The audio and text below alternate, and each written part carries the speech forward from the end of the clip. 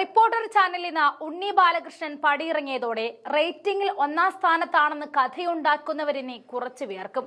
കാരണം റിപ്പോർട്ടറിൽ നിന്നും ഉണ്ണി ബാലകൃഷ്ണൻ പൊങ്ങിയത് ഏഷ്യാനെറ്റിലേക്കാണ്.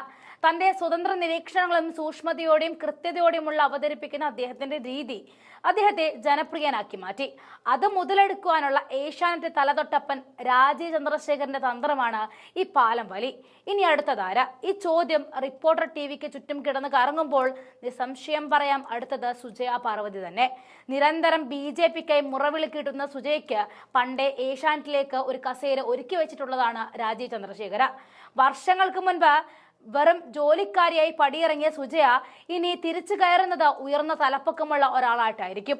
റിപ്പോർട്ടർ ചാനലിലെ അരുൺ കുമാറും സുജയ പാർവതി എന്നിവരുമായി ഏഷ്യാനെറ്റ് ചാരന്മാർ ചർച്ചകൾ കൊച്ചിയിൽ വിവിധ സ്ഥലങ്ങളിൽ വെച്ച് നടത്തിയെന്നാണ് വിവരം പുറത്തു വരുന്നത്. ഇരുവരെയും കൊച്ചിയിലെയും വ്യത്യസ്ത സ്ഥലങ്ങളിൽ ഏഷ്യാനെറ്റിന്റെ മാനേജ്മെന്റ് തലവന്മാർ കണ്ടുവെന്ന വാർത്തകൾ കൂടി വരുമ്പോൾ നിലപാടിന്റെ നിത്യയൗവനം വീണ്ടും സ്വീകരണ മുറികളിലേക്ക് സജീവമാവുകയാണ്. കേരളത്തിൽ 40% പേരും ഇപ്പോഴും UDFിനൊപ്പവും ആണുള്ളത്. ബാക്കിയുള്ളവരുള്ളത് ഇടതിനും BJPക്കും ഒപ്പമാണ്. രാജീവ് ചന്ദ്രശേഖര BJP പ്രസിഡന്റ് ആയതോടെ ഏഷ്യാനെറ്റിന്റെ ജനപ്രീതിയിൽ ഇടിവ് വന്നു.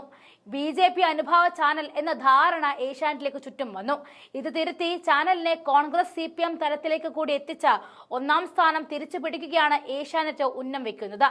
ഏഷ്യാനെറ്റ് ന്യൂസിനെ പിന്തള്ളി റിപ്പോർട്ടർ ചാനൽ ആ സ്ഥാനത്തേക്ക് എത്തിയത് രാജീവ് ചന്ദ്രശേഖർക്ക് തിരിച്ചടിയായിരുന്നു. ഇതിനെ മറികടക്കുക എന്ന ബിസിനസ് തന്ത്രമാണ് ഉണ്ണി ബാലകൃഷ്ണൻ ഏഷ്യാനെറ്റ് ന്യൂസിൽ ചേരുന്നതിന് പിന്നിൽ.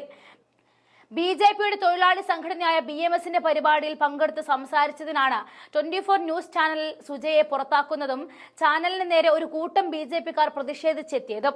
അന്ന് MDയുടെ മുഖത്ത് രാജിക്കത്ത് വലിച്ചെറിഞ്ഞാണ് സുജയ അന്ന് രാജിവെച്ചത് പുറത്തിറങ്ങിയതെന്നും വാർത്തകൾ പരന്നിരുന്നു. അതുകൊണ്ട് തന്നെ കണ്ണിലുണ്ണിയായ സുജയെ ഏഷ്യാനെറ്റിലേക്ക് എത്തിക്കാൻ വലിയ പാടൊന്നും ചന്ദ്രശേഖരനില്ല. നിരന്തരം ചർച്ചകളിൽ BJPക്ക് വേണ്ടി വാദിക്കുന്നത് മാത്രം മതി സുജയെ രാജീവ് ചന്ദ്രശേഖരനുള്ള താല്പര്യം തോന്നാനുള്ള കാരണം. മാധ്യമ പ്രവർത്തനത്തെ കച്ചവടമാക്കി മാറ്റി ചാനൽ എന്ന റിപ്പോർട്ടറിന് പേര് വീണിട്ട് കാലങ്ങളേറെയായി. എന്നാലും മീറ്റ് ദ എഡിറ്റേഴ്സ് പോലെ ഒരു പരിപാടിക്ക് ആരാധകരും ഏറെയായിരുന്നു. അതിൽ നിന്നും ഉണ്ണി ബാലകൃഷ്ണന് പിന്നാലെ സുജയും കൂടി പടിയിറങ്ങുമ്പോൾ റിപ്പോർട്ടർ മരമുറിക്കാരുടെ മാത്രം ചാനലായി മാറും. ശമ്പളം കൊടുക്കാൻ പോലും പറ്റാതെ മീറ്റ് ദ എഡിറ്റേഴ്സ് എന്ന ഒറ്റ പരിപാടി കൊണ്ട് മാത്രം പിടിച്ചു നിൽക്കുന്ന ഈ ചാനൽ നെടുന്തൂണുകൾ പടിയിറങ്ങുന്നതോടെ അടച്ചു പൂട്ടേണ്ട അവസ്ഥയിലേക്ക് വരെ എത്തും.